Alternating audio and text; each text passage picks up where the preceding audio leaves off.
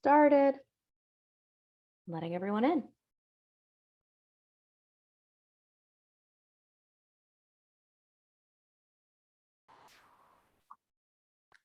Welcome everybody. So good to see some familiar names, some new names. Welcome all. We'll take a few seconds for everybody to settle. As you did not come up. It confuses me all the time. Welcome everybody. We'll take another 30 seconds or so for everybody to settle in. It's fine if you want to keep your camera off. Yeah, there we go. And if you'd mute as well. Your camera can be off, but the chat has got to be on. This is going to be a very lively chat session. We're up to 16 participants, so maybe I'll introduce myself and we'll get things rolling. My name is Colin Angevine. I'm a fellow at the Joan Ganz Cooney Center at Sesame Workshop. And we are so excited to be part of the 8th annual US Media Literacy Week. We were here yesterday at the same time. We're coming back again tomorrow once more. And in this triple header, we are having a watch party for each of the 3 webinars that we've been calling Group Chat. Group Chat is a webinar series that brings youth and adults into conversation about topics that are important to young people, focusing specifically on their media practices and their digital lives. Yesterday's conversation was on the topic of adolescent well-being online. Tomorrow, we're talking about youth digital culture. And today, and I see some of you are here from it already, which is so exciting. Today, the conversation is about youth creators in public media. So this webinar series is coming from the Cooney Center's work on next gen public media, where we've been working with public media stations across the country to engage tweens and teens in different ways. And so in this conversation, folks from WNET in New York City and Mississippi Public Broadcasting are in dialogue with one person who works at the station and one young person who collaborated with the station this summer as part of the Next Gen Public Media Accelerator program. I happen to be the one introducing this conversation, but the whole team from Cooney Center is here. I see folks from Mississippi Public Broadcasting in the room. I'd love it if you all would just, if you were part of this project, introduce yourself in the chat. I'm scared that I'm gonna name everybody and leave one person out who isn't like that I just can't see on the screen right now. And so as the team is introducing themselves in the chat, I'm just going to set up one more thing about how this session is going to work. In a few minutes, I'm going to stop talking and we are going to watch the premiere of the group chat webinar on youth creators in public media. As we're watching this panel conversation between youth and adults, we're gonna be talking about it as we go in the chat. And so the Cooney Center team has some discussion prompts. We're excited to hear how, what you all think about how you respond to the topics that come up in the webinar. So over the course of the next 55-ish minutes, if we're able to end on time, we'll be watching the webinar premiere together and talking about it in the chat. So keep that chat open. Kayla, I think we are ready to go if you want to get us started with the webinar. And the Cooney Center team and MBP and WNET, if you'd keep introducing yourselves in the chat, that'd be great. All right, y'all, enjoy.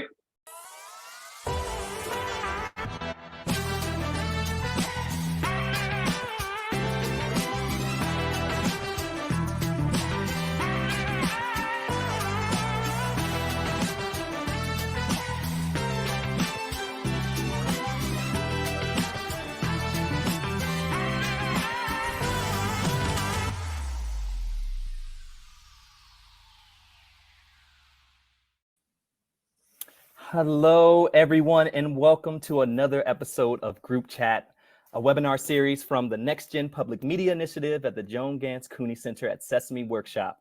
In these webinars, we bring together teens and young adults in conversations with other adults about media and technology in the lives of young people. I'm your host, Dwight Dunston, and we've got a very, very special webinar coming up today. We're featuring some young adults and adults who have been professionals for quite some time in conversation with one another. We have folks from the Mississippi Public Broadcasting, as well as WNET in New York. And these four folks will be talking about the work that they did at the Cooney Center's Next Gen Public Media Accelerator earlier this year. MPB launched a podcast with their student council, and WNET started the Amplify Series as part of their youth collective. We're excited to have these folks here, and we're going to bring them in. How's everybody doing today? Hi. Welcome, welcome. So we are just going to do a quick round of introductions and just going to ask folks to say their name, the work that they do in the world, or the grade that you are currently in, and then just sharing one thing one word to describe how you are here at the beginning of our combo. So I'm going to start with Hannah. Hi, so happy to be here today. My name is Hannah Dawe. I am a coordinating producer in Kids Media and Education at the WNET Group, which is New York City and the metro area's public media station. The work I do is with young people as part of Youth Collective. And one word to describe how I'm feeling at the beginning of this convo, honored to be a part of this conversation and conversation with you all. Beautiful. Thank you, Hannah. I'm going to pass it on over to Jeremy. Hi, everyone. I'm Jeremy. I'm a rising junior at Columbia. I'm from Boston, Massachusetts, and I was part of the Youth Collective program this summer. And I'm pretty excited to see where this conversation goes. Beautiful. Thank you, Jeremy. Jasmine. Hello, my name is Jasmine, and I work with Mississippi Public Broadcasting, and I am the lead person for our MPB Student Council. And to describe how I'm feeling about this combo, I'm super excited. I'm looking forward to the discussion and the conversations and the topic, and just to have that partnership opportunity to meet with Hannah and Jeremy. Beautiful. Thank you, Jasmine. And last but not least, McKenna. Hi, I'm McKenna Mead. I am currently a freshman at Northwest MS Community College. And one word to describe how I'm feeling would probably be bursting at the seams with excitement. Thank you so much, McKenna. Thank you, everyone, for those intros. And we are going to get right into it with our first segment, which is called How I See It. So in just a little bit, we're going to have either a video or a caption, an article pop up on the screen, and we'll go around the room and ask each of you and your specific identities, experiences, expertise to just describe how you see that quote, that blurb, that video. So without further ado, we have first up this is from a spring project back in the spring. WNET announced an open call for youth creators to collaborate with them and to get paid for their work. So we're going to take a look at how they first opened the call to connect with young people like you, Jeremy, who participated in this. So I'm wondering, Hannah, if you can just walk us through what we're seeing here, and curious about how you all first got the word out for this open call and what different avenues you use to connect young people with this opportunity. Yeah, absolutely. So what we're looking at here, this is one of the slides that was in a deck that was a call for submissions. And this is part of our Youth Collective initiative, which is a Gen Z media and education initiative at the WNET Group. And really at the core of it, it's about amplifying youth voice. And it also has a lens of ethics. We have a connection with Youth Collective to ethics education. And really what that means is all about taking different perspectives, learning how to talk about different, sometimes conversations that are difficult to talk about with people from different perspectives, and sharing unique perspectives based on, where young people are coming from. And so our call for submissions was really focused on that. We wanted to work with young creators who are passionate about issues. And you'll see we have the little asterisk, the hint, your story and perspective, because it was really important to us that we were welcoming all different stories, all different perspectives. And we know that in public media, there's a lot, there's often a lot of journalism that we get to hear from young people. And we were really excited to, maybe if that was what someone was excited about to share, but also if a young person was excited to share a deeply personal story or something, a different kind of take on what it meant to kind of communicate that and share that. So we opened up the call to artists of all kinds, filmmakers, photographers, illustrators, animators. We wanted to make sure that they knew that they would be compensated for this work. And so we had these kind of mini grants that we were going to offer to the creators who we selected. And we included some examples, and we really tried to put this out into the world in many different places. We posted it on our own Instagram, and we sent it out to our network of teachers and schools and nonprofits and connections we know. And we also just started like DMing Instagram accounts that we thought were kind of connected, because we really, really wanted to meet young people who we didn't already know. We've worked with a lot of wonderful young people, and one of them ended up being our creators, someone who we'd worked with before, but everyone else is brand new to us. And that was really, really exciting. And that's how we met fabulous young people like Jeremy.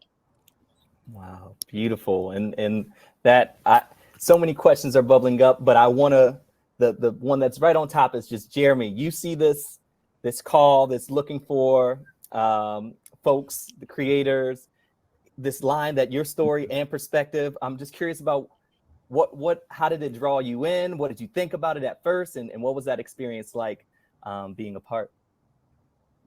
Totally. Yeah, I think when I first saw this call sheet, I was probably hooked right away. The first thing that popped up to me was like the color scheme is really bright. I was really interested.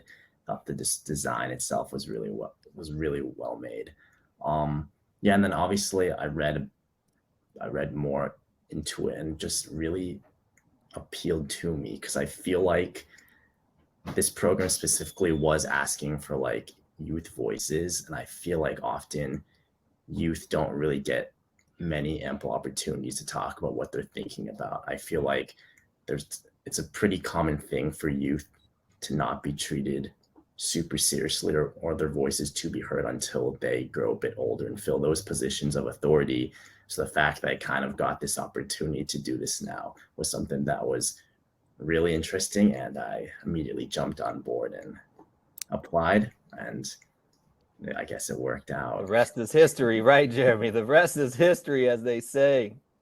Wow. And would love to come back to you for just a second, Hannah, and appreciate that, Jeremy, because it's just awesome to hear how it caught your eye, what brought you in, and it sounds like a really rich experience for you. And Hannah, from your perspective, taking all the way from when this call first goes out to the very last gathering or wrap up, yeah, how did things work out from your perspective?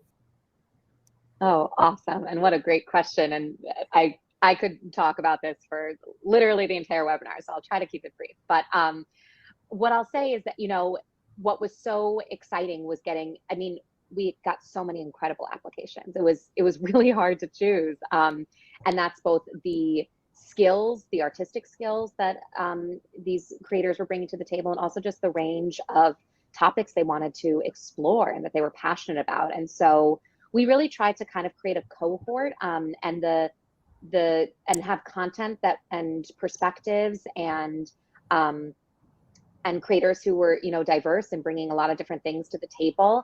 And it was a hard choice. There were so many great creators, but I think that we love the 5 who we chose and we've gotten to work with. And I think something that has been so wonderful about the process, and at least from my perspective, is that it has felt collaborative. I think that, we hope that it's been a good experience for the creators, but I would say that we've learned so much, both one-on-one in the relationships that we've created and the projects with our creators as individuals, and also just kind of largely things we've learned about how we can be better as public media and as supporters of youth media. And there was a lot that I'm very grateful our cohort of creators put up with us with things that we didn't really think of in advance, because we were experimenting and growing. And so they were very generous with us and with our feedback. And I think that we've taken a lot from the experience. And and all the way through the finish line. And it's something that I think now we're really excited to keep growing and keep doing. Wow. Thank you for that. Thank you for that. And I'm so excited to hear about that work that WNET has done. And I want to zoom us out and get some of our MPB folks in here. Just curious of when you see this call, you know, from your perspectives, what do you see? And was there something similar that it might have connected with at MPB that you want to bring into the conversation? And yes, I want to open it up to McKenna and Jasmine. Jasmine, you want to go first? Yeah, I'll go first. So one, I want to commend you, Miss Hannah, and WNET for what you do for student and amplifying their voices. And I was able to attend actually one of their conferences or events. I want to say, I think it was a conference, a teen conference. And so I kind of got that one-on-one experience of what they're doing and how they're experiencing using youth and using youth in public media. Specifically to the project, one of the biggest things that we learned through research as it pertains to students in the next generation is having a seat at the table. They need to have a seat at the table. And so public media, we've been meeting for a while. We've been doing a lot of research regarding how are we going to get this next generation of students into public media? And it's not necessarily saying that students are not aware of public media or don't want to go into public media. It's like, where do they get their resources from? And so the only place to get it is from us. And so pulling from this and what Hannah is doing with WNET was also one of the ideas that sparked us into creating the student council, you know, creating that platform where we're able to have students that are involved in public media. We're not just, you know, bringing them to the table, as I say, to pick their brains and take information from them, but now, you know, invite them to be a part of us. And so I'm really excited about the work that public media stations are now starting to do to amplify student voices, because what I've learned is that it's not that students don't have the voices, it's not that they're not confident. They just need to be guided on how to use it in their way and in their own creativity to be innovative and unique. And so once you start having those conversations with them, it'll get them towards public media, them being the voices for us. Well put. Very well put. I will jump in and say, I feel like one of the main things that humanity tends to forget as a whole is that we just want to be heard. That's all it ever is. We don't want to argue. Well, sometimes people want to argue, but that's just how life is. But most of the time, we just want to talk. We want to be able to turn around and feel like, okay, someone's listening. I'm not being ignored. I'm not being lost to the sands of time. I'm actually being heard and I get to say something. And I have to commend just everybody in this group call for just allowing someone to have a voice, because it's not easy. And I know I sit here representing the youth and Gen Z, I suppose is what you would call me. And people tend to have some views on us, but I will say it's just nice to be heard. And it's very nice that you managed to get kids to come in and actually do film, photography, digital art, because that is something I absolutely love. And so getting to see kids use it for their voice is just perfect. It's absolutely perfect. Thank you, McKenna and Jasmine. I'm curious, and McKenna, we're going to get into some more of the work that you've done in just a little bit. But just thinking about with Hannah and Jeremy, this call, this was the way that you all connected, and right, the amplification of the voices of young folks is something the adults in this space are really passionate about. And I'm curious if there's how Jasmine and McKenna, was it through a specific call that you two first connected, and about your connection in terms of, especially thinking, Jasmine, about you feeling it important to amplify youth voices, have a seat at the table, and McKenna, you're just like, we just need to be heard. I just want a microphone. I just want to be seen. I don't want to argue, you know. So just thinking about how you two first connected with one another. So I'll start. Me and McKenna met. She applied for the MPB Student Council, and I want to go back first to how the Student Council was brought to us. My education director, Dr. Tara Wren, had an idea, and we've been doing a lot of research as it pertains to what will news, television, radio look like for the next generation. We all know that generations have different way of intake of media. And so we figured out through that research that it was going to slightly change, especially with social media. So news can't be the same way, radio can't be the same way. And if we really, really, really want to get students in, we have to kind of meet them at their level. And so through the Cooney Center, we were able to do some research as it pertains to Gen Z, specifically Gen Z, and how it's very important to make sure that we're incorporating them into public media, because they're going to be the faces. They're going to be the leaders of this.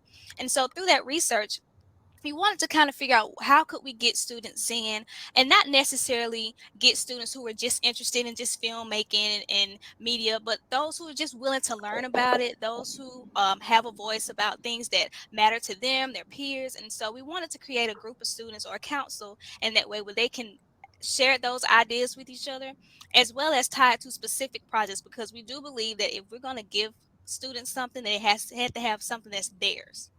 And so we're all inclusive when it comes to, this is your project. We're here to help you. We're here to guide you, but this is your project, and to give you that experience, because sometimes, as McKenna spoke, they have voices, but they also just want that experience to be creative, to be unique. And so we were able to form our MPB Student Council, where we wanted to bring students in who could be the champion colleges, not just for their communities and schools and peers, but also be champion colleges for our public media stations, and say, hey, this is what public media is doing. We're here for the students. We have these particular projects. And so this is one of our very first projects with students. We're actually coming to the end of our first year next month. And so we've had a really, really great time going through meeting students. We did have an interview process that went through, and part of our process was reaching out our partnerships with the school system, superintendent, counselors, parents, especially parents. And so we pushed it. We had over like 500 applications. We went through those applications. We kind of had already had an implementation plan that we only want like a small number just to start out with. And so we picked our inaugural 8. McKenna Mead is a part of our inaugural 8, and she has a very interesting story of how she was able to join the student council with doubts of not even being chosen. And another thing that I want to talk about is that we weren't just geared in a specific area. So we have council members that are across the state of Mississippi, and McKenna is one of those lucky ones from across the state, not even far to us. I think, McKenna, you are 2 hours or 3 hours away from us. And so Around just to 3. be able around 3, just to be able to have that pool where we're not just pulling in one area, but we're making sure that we're reaching all. And so I'll turn over to McKenna to kind of disclose her opinion of how she came about with the MPB Student Council. I want to start it off first by, I'm a small town girl. And so my whole thing with the council was, I was sitting there thinking they will never choose me because I'm a small town girl. I'm not super popular. If you know me, you know that I'm pretty much a mousy bookworm. I keep to myself. I have my few friends, and I am happy. I ended up joining Career Technical Center, which is, I think it was the West one. Yes, it was the West one that I ended up joining. And I was a part of the digital media program. And my teacher comes up to me one day and she goes, hey, I heard about this program. Here's a flyer. I think you should go for it. I was like, I don't know. I don't think they'll choose me. And she looks at me and she goes, you need to do it. You really need to do it. Because I had experience before. I had helped them with a documentary called Musicians for LeBonner. And I ended up being the interviewer. And the person who was in charge of it turned around and goes, has she ever done this before? My teacher was like, no. And he's like, she needs to do it more. He's like, she has got to figure it out. So I ended up joining the council. I was interviewing, and I can remember the whole time just sitting there thinking to myself, they're not going to choose me. There's no way. It is a cold day in heck before they will ever choose me. This is not happening. And I got off the council meeting. Well, that was an interview. I got off the interview. I was very, very nervous. I was very scared. And I sat down. I went, I'm not going to get it. And then 2 days later, I got an email, and they're like, hi, you're a part of the council. I was like, oh, okay. And I ended up joining it, and it has been one of the best decisions I think I've ever made. And I owe it all to my teacher, who really pushed me and said, I think you can do this. And she also threatened to give me a failing grade if I didn't. But it was all in the end. It was very good. Oh, wow.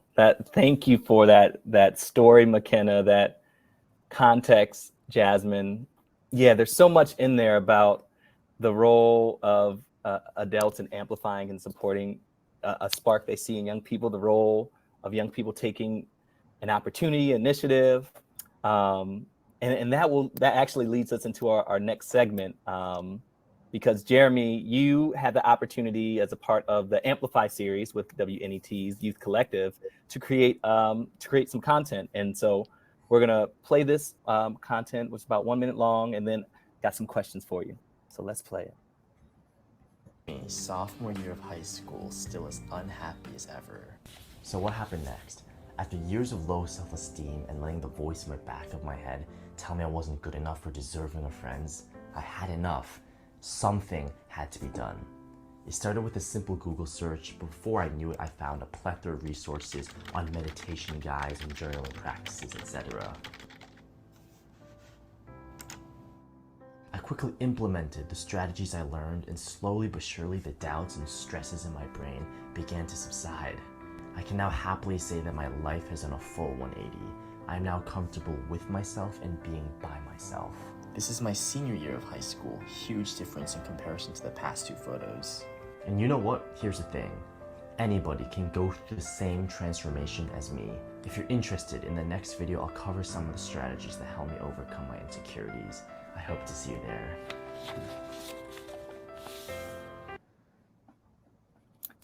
Wow. First, I want to share, Jeremy, thank you for, the bravery, the honesty, the intention in which you made that video. And I know that might have been a few years ago, but I'm just curious about what sparked in you the drive to create that video, and what's it like seeing that video here today? Yeah, totally. I just think the inspiration behind that video it stemmed from the difficulties of adolescence. I feel like every generation kind of has their own unique problems of growing up due to like cultural, social, political, or technological movements, whatever. And for like Gen Z, for youth, I think a lot of problems or issues stem from like social media, because I feel like in this day and age, communication, getting updates on relationships or reaching out to people has never been easier. But at the same time, we've never felt more alone or insecure about ourselves, especially during this developmental period. And I feel like the common reaction is to try to do something that kind of like fills that hole. Like you might try to get validation on social media or ignore your emotional needs, just focus on school and extracurriculars. Just say to yourself, like, who needs self-care? Like you can just push that to the side. And I feel like it's just this really toxic cycle.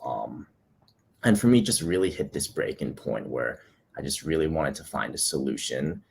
And thankfully this whole world of like wellness and self-help really opened to me after I really did my research. And it was just something that I really fell in love with, because it made me understand that like listening to this voice in the back of your head is something that's needed.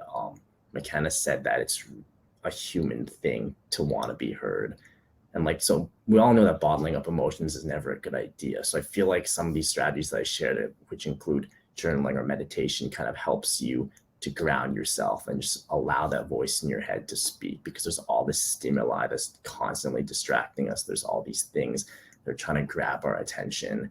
And I just wanted to share my experience and let people know that you don't really need validation from others or need to be surrounded by other people to feel good or complete.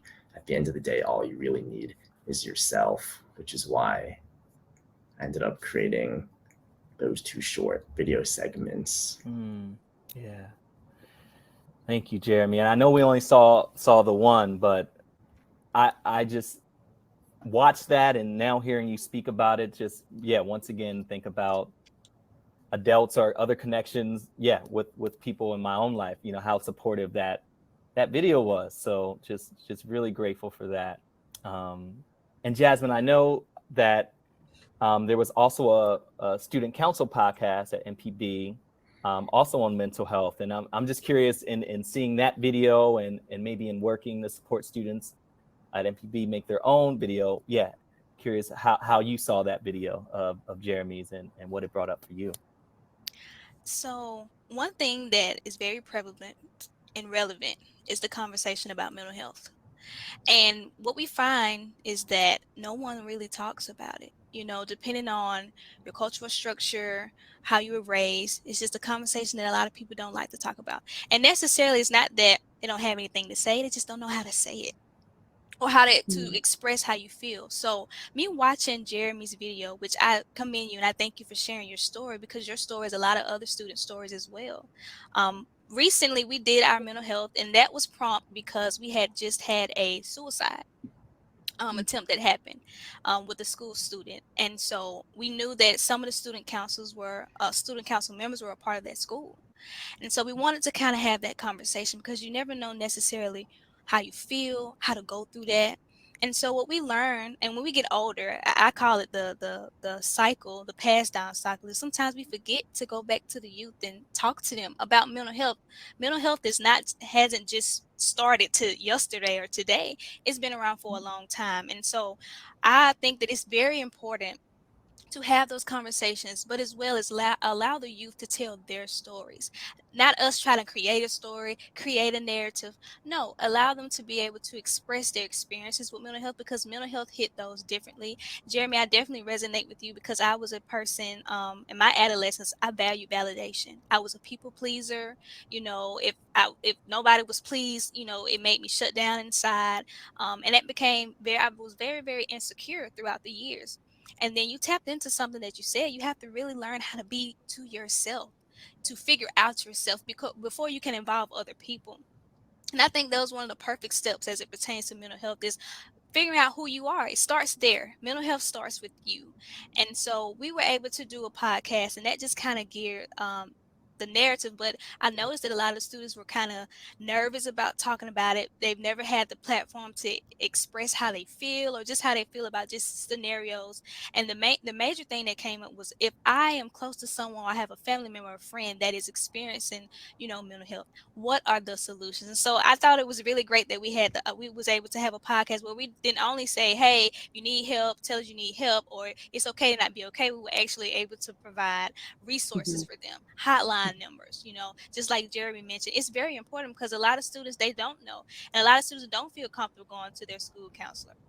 The important people in their lives are either their parents or their friends. And so if they don't know how to help them, it's just like, well, what do we do? And what we have to do is just start having the conversation. It doesn't necessarily have to be, conversation just specifically geared towards suicide, but just in general, from low self-esteem, stress. Like school is a lot, being balanced, know how to step away, know how to be balanced in your tasks and your project. And so Jeremy, I commend you for your video. I really, really enjoyed it. And hopefully maybe we can do some work or partner and do some work later because I think mental health is very important and that conversation shouldn't stop today. Thank you, Jasmine.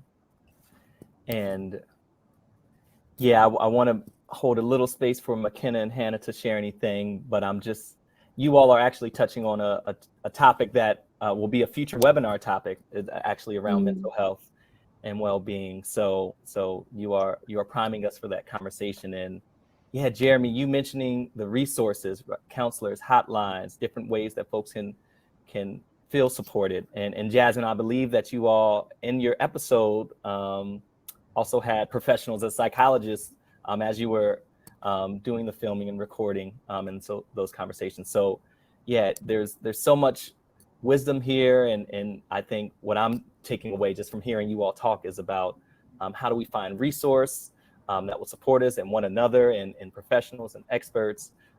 So yeah, such a rich combo. Hannah and McKenna, anything you want to add in terms of how you see it before we move on to our last clip? I certainly have something to add, but Hannah, do you want to go first? You go first, and I'll add. Okay. I will say that my friends used to consider me the therapist or the mom friend, where it was expected of me to take care of them because maybe their parents weren't all there, or maybe they didn't have a good home life, and I was expected to take care of them. And what happened is I ended up getting very drained. I got burnt out, I got angry, I got tired, and I told them I don't want to do it. I want to be your friend, but I don't want to take over the role of a mother for you. And it was almost like they were trying to romanticize suicide. And I've seen that's a huge issue on social media. Like they would hop on social media and be like, God, if I could just hurt myself, or God, if I could just do this, it'll feel so much better. I'm like, that's not a solution.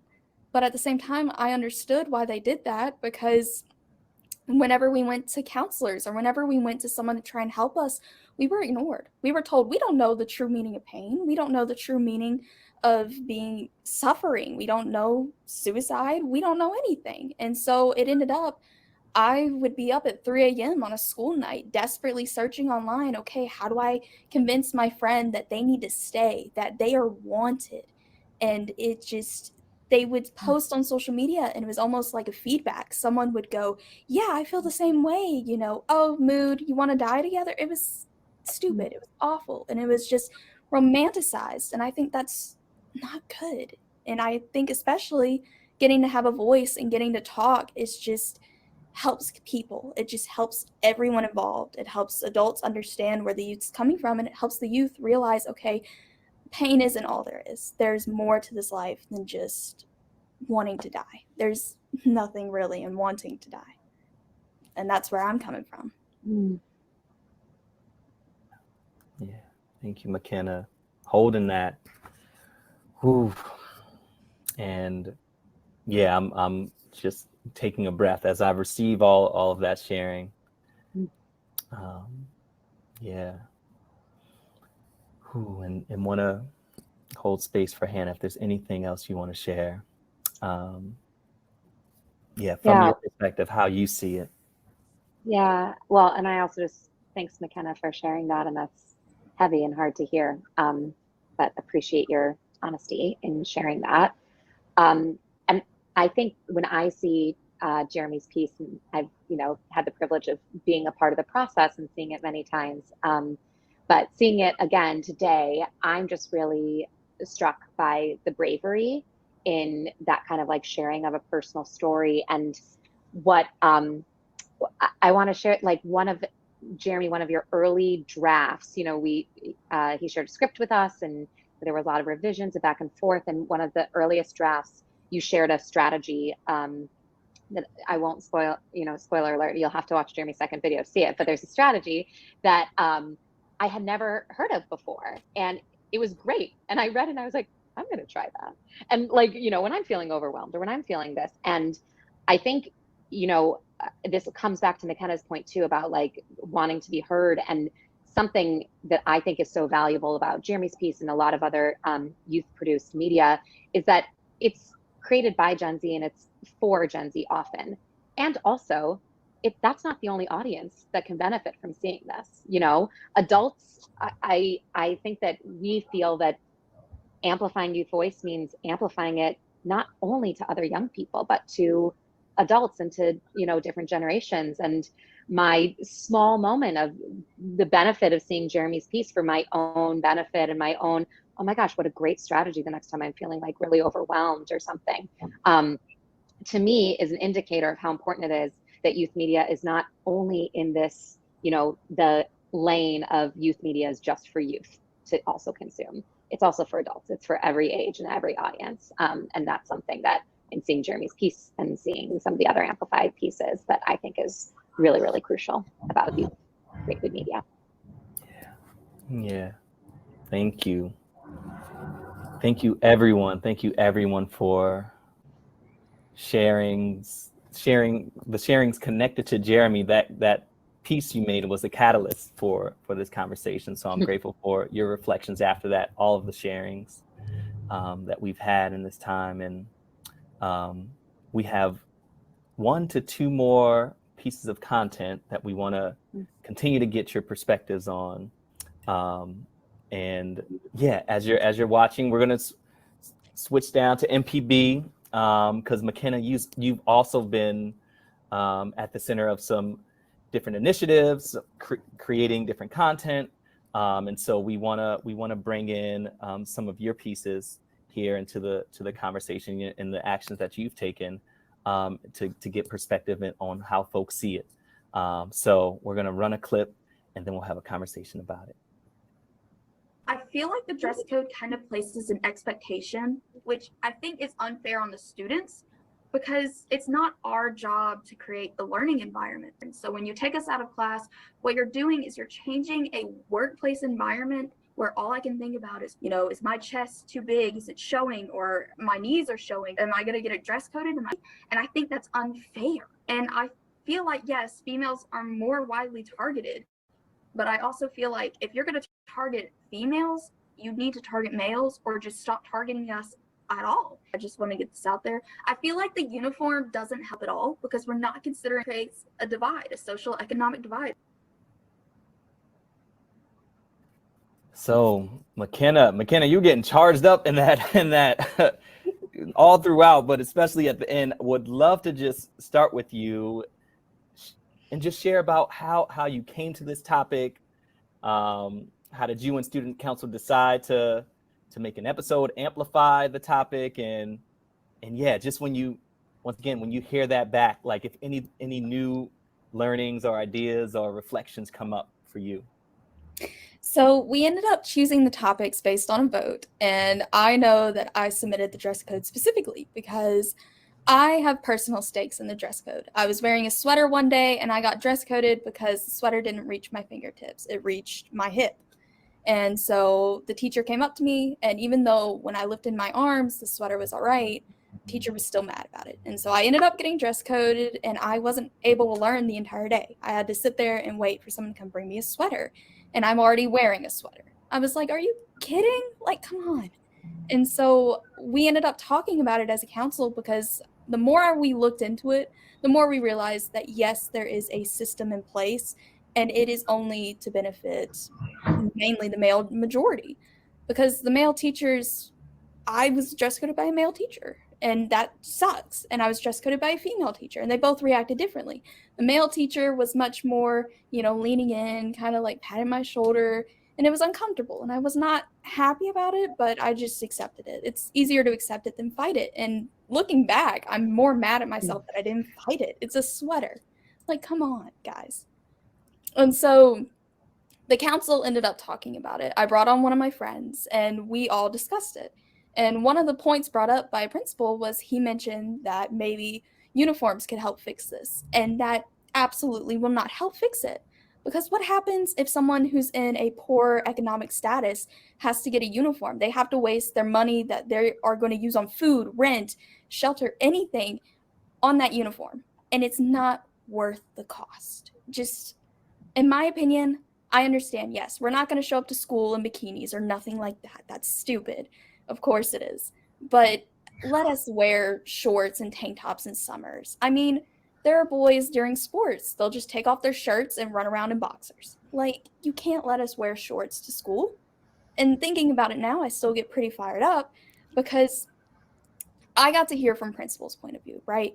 And the principal kind of helped me calm down a bit. I was like, I get it, you're just following the rules. But at the same time, dress coding over a sweater, dress coding over a skirt that doesn't hit my knees, it's just not worth it. It's not. And I'd love to hear Jeremy's thoughts on it because I know he's around my age and he's a male. And so I want to see if he was ever really treated differently for it. Totally. Thanks, McKenna, for giving me a space. Yeah, my experience growing up, like, thankfully, obviously, as a man and growing up in a school system where the dress code has never been, like, from what I know, not super, like, strict. I do understand that obviously I'm privileged to not be like super like singled out in terms of this topic. And it is something that hasn't, because I'm like privileged in this manner, I've never really needed to pay close attention to. But yeah, I totally think you bring up a good point. It's definitely a contentious issue.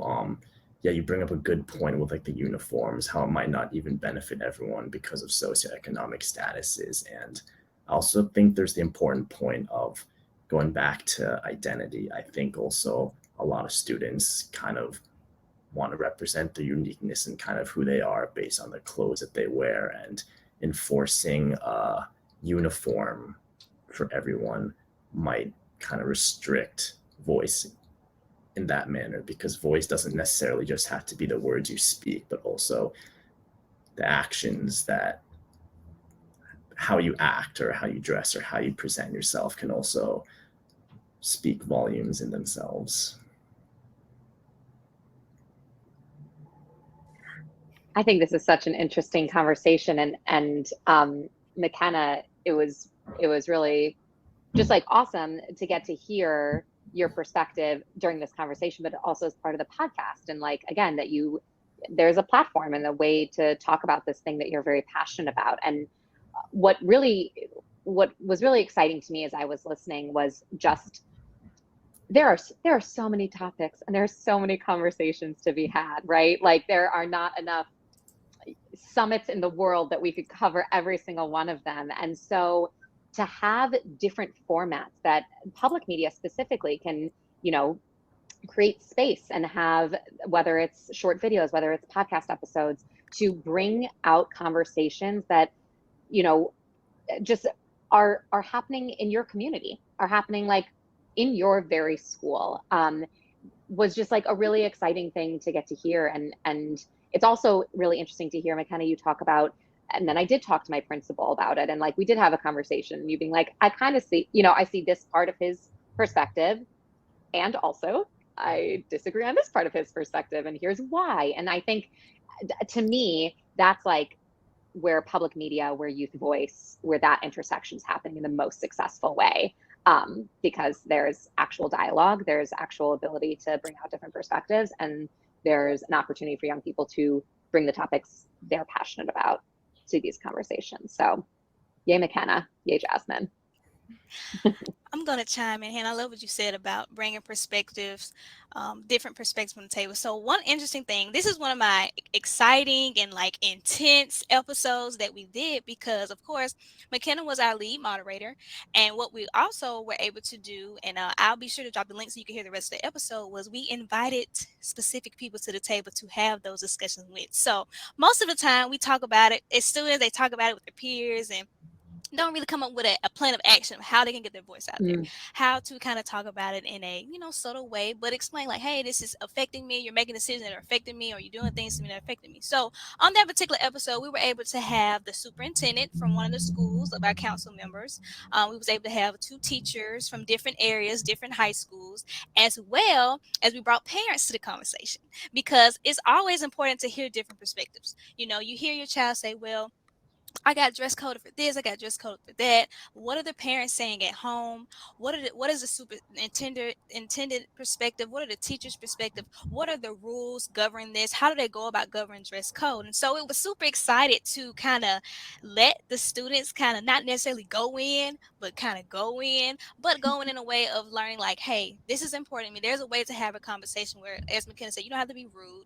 You don't have to, be hard, although you're passionate, but there's a way to channel that passion and had a conversation. And so it was a really great roundtable conversation. And one of the second part of that is that we did a round table with the students, and we had brought another student on board just to kind of get different perspectives of how dress codes affect us. And sometimes we do make decisions as adults and we don't think about that. The key word is always bringing students to the table. We make these decisions and they never have any input, or you never even invite them to have an understanding of why your perspective is this. And so I really enjoyed the round table discussion and being able to have a teachable moment to say, this is how you have these conversations about things that affect you. Because one thing I can say about Gen Z, they are not afraid to speak up. They're not afraid to speak out. And they're not afraid to tell you like, no, I'm not doing this. This doesn't benefit me or fit me. And so I like to call Gen Z the generation that says what we all wanted to probably say at one point in time in our life, and we couldn't say it. And it's like, yes, get them. But then it's like, okay. You said your part. Let's just make sure that they hear us. And so it was really great seeing the students kind of just, and it wasn't just McKenna. If you go listen to the episode, a lot of them were like, oh, you're on it. You're hitting the right points. And it was just so fun to see how excited they were to just be sitting at the table like, whoever, you don't get to see the superintendent, you don't get to see your teachers. They have busy schedules at school, but to be able to provide their environment where it's like, okay, we're not going to throw the rock and hide our hands anymore. It's time to be, big boys and girls and have a conversation and be understanding of perspective and say, well, hey, I may not agree with it, but I understand your perspective and I would try to, be better, or, hey, I understand your perspective. Maybe we should look at the dress code policy and change it. And so they were change makers in that episode. And I was just super excited that, they were able to have that opportunity. Wow. I would like to jump in. I'd like to say, I know that Gen Z kind of has a reputation of being the unshakable kind of generation, instantly fighting for change and unafraid of anything. But I will say we are afraid. We know the system, we know what we're up against, and we recognize that. And even though we're afraid, we recognize it has to be done. It has to be fixed, and it has to be talked about. It can no longer be swept under the rug. And I feel like that's what inspires a lot of us to keep moving. I know for me personally, I feel like I need to fix the system. I need to help fix it. I need to do something. And thankfully, I've been given platforms to do that. And so that's my plan. I plan to keep working like that. I don't know if it's the same for Jeremy, but I feel like even though we're scared, we got to. Yeah, I totally agree. I feel like, oh, sorry, I'm just getting a call. Let me just stop that. Sorry about that. No, McKenna, I think you bring up a really good point. I really think it should be like the response. I'm so sorry. How do I turn this off? You're good, Jeremy. You're all good. Busy. They trying to get to you. Listen, they want to hear your thoughts. They want to hear your thoughts. Tell them you're sharing your thoughts with us. Yeah, that just threw off my train of thought. But no, I just think it's the responsibility of youth to really do their part to kind of take a step forward, kind of push the world forward. Because I think every generation grew up with these ideals that hopefully build on top of what the previous generation does, whether it be progressive things, whether it be mistakes. I think that's something that makes humanity so grateful, is the fact that we're able to listen and learn from mistakes, because obviously we like to think that every generation as they come through, they really do their best. And then the next generation has to learn from the previous generation and try to improve upon that. So I think, McKenna, you do bring up a great point, because we are kind of the ones that are going to step into these higher positions in the next decade or two. It is like a really imminent thing that's on our minds, because we know that this is a crucial time for us to really learn and make a big impact in the future. So I think that's a completely valid point that you bring up. Yeah, this is, once again, I'm just very grateful for all of the sharings and the conversations, the cross-pollinations that are happening as and catalyzed, McKenna, by your incredible, you speaking truth to power, your truth, or, opening this dialogue up, and for this broader conversation, the way that civic dialogue, and thinking about the role of public media in creating these forums and spaces for civic dialogue, amplifying issues that affect communities.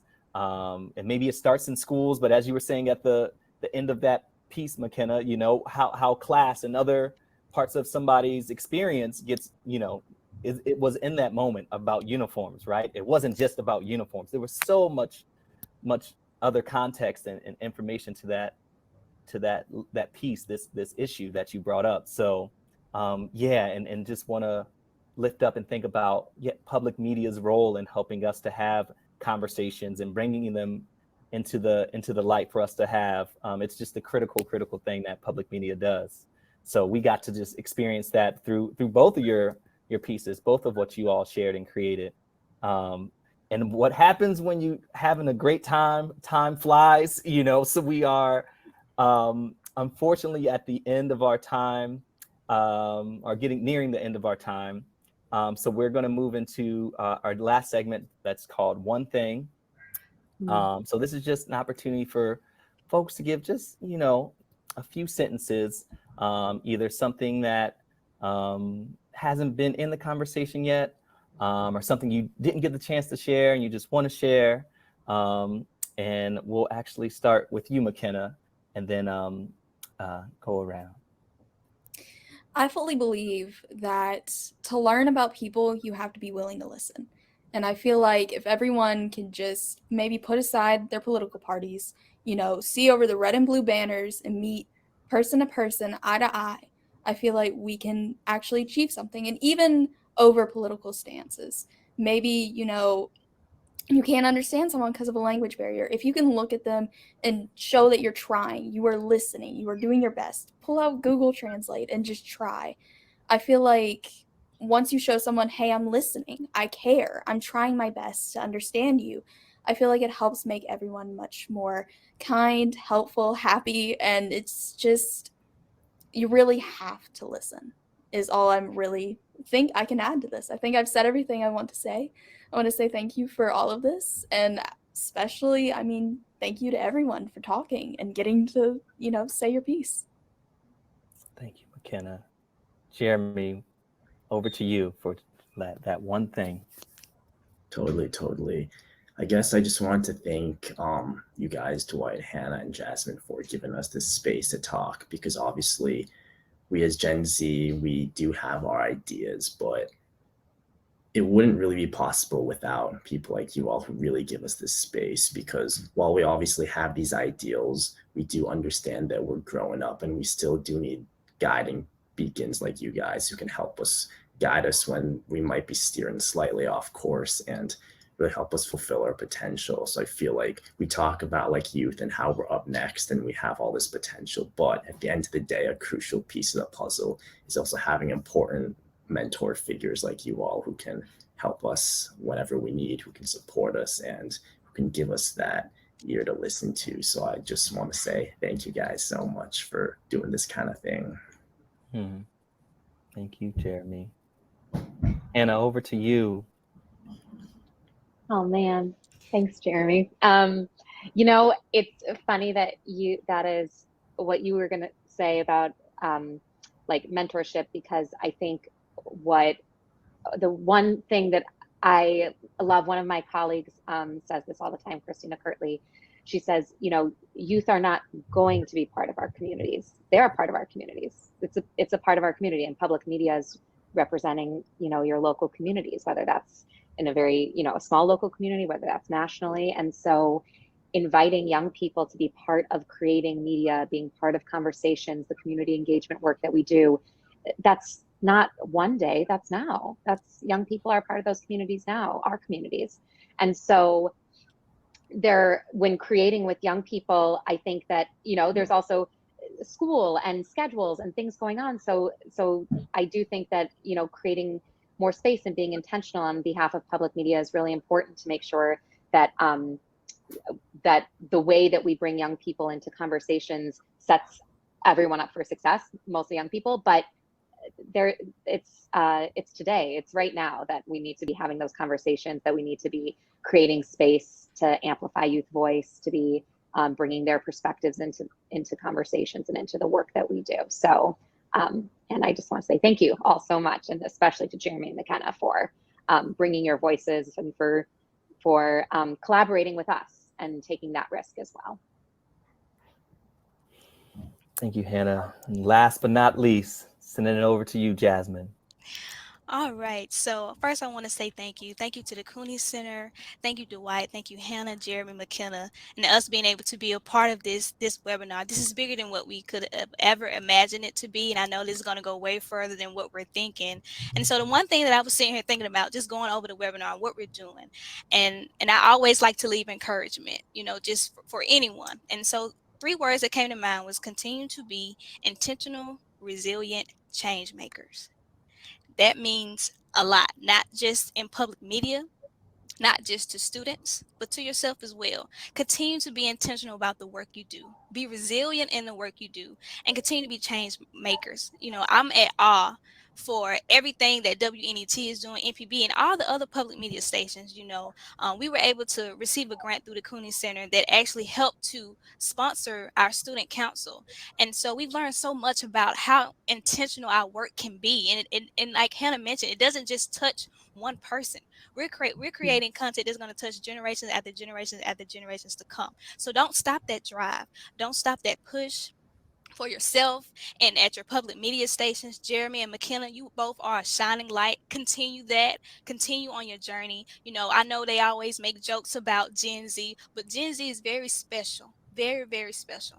I see leadership in both of you, and I want you to continue on this journey to reach beyond your goals and dreams and beyond your opportunities. And I thank you for everything that you shared. It has not only helped just me giving an idea of what I want to go to next, but as well as we're on the right track. You just gave me the thumbs up that we're on the right track. If we continue these conversations, Hannah, we continue these partnerships with each other and coming together, Dwight and Colin, coming together to have these type of webinar, who's to say what can happen in the next coming years? So I thank you again for the opportunity. Jeremy and McKenna continue to shine bright, and I'm looking forward to future work from you all. Wow. Jasmine, Hannah, Jeremy, McKenna, just thank you for this incredible conversation. Incredible. I feel like we did time traveling. I feel like we got powered up. You know, I feel like we learned tools and resources. We held space for stories and sharings, and this conversation would not have been what it was without each and every one of your expertise, your brilliance, your just amazingness. And so just thank you so much.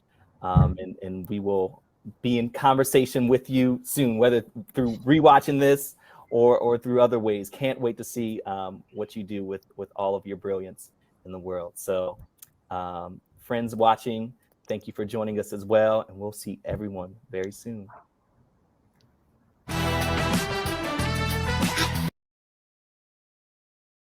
Thanks so much for being here, everybody.